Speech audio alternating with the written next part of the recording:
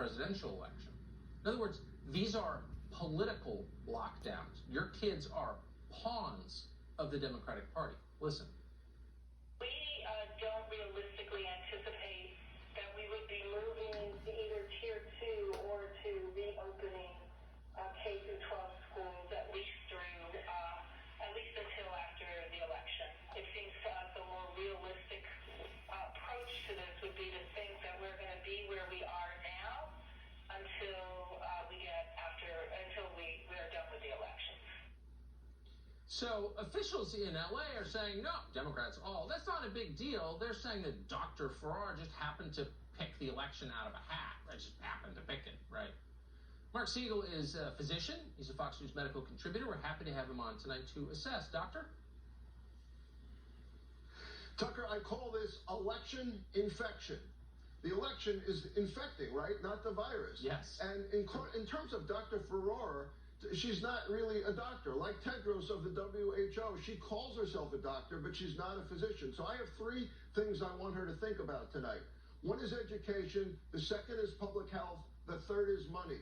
Dr. Farrar, education. Can you imagine starting in November? Let's talk about geometry. You start with the square, but never get to the cube. How about American history, Dr. Farrar? You start with the revolution, but you never get past World War I. And what about public health? What about the interaction between kids? What about having nurses look after the medical issues with kids? What about special needs? What about nutrition? And then thirdly, what about money? Barron's is studying the loss to parents being out of work because of all our schools closing in the United States. It would cost $700 billion to the U.S. economy.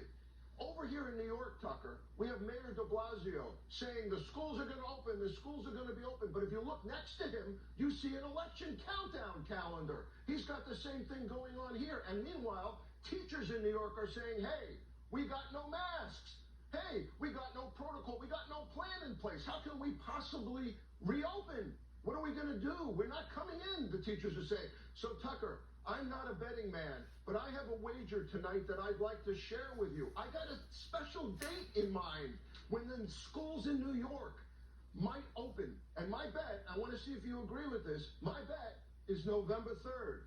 Tucker? Unfortunately, Doctor, I'm not going to take that bet because I think you're probably right. It's great to see you tonight. Thank you for that assessment.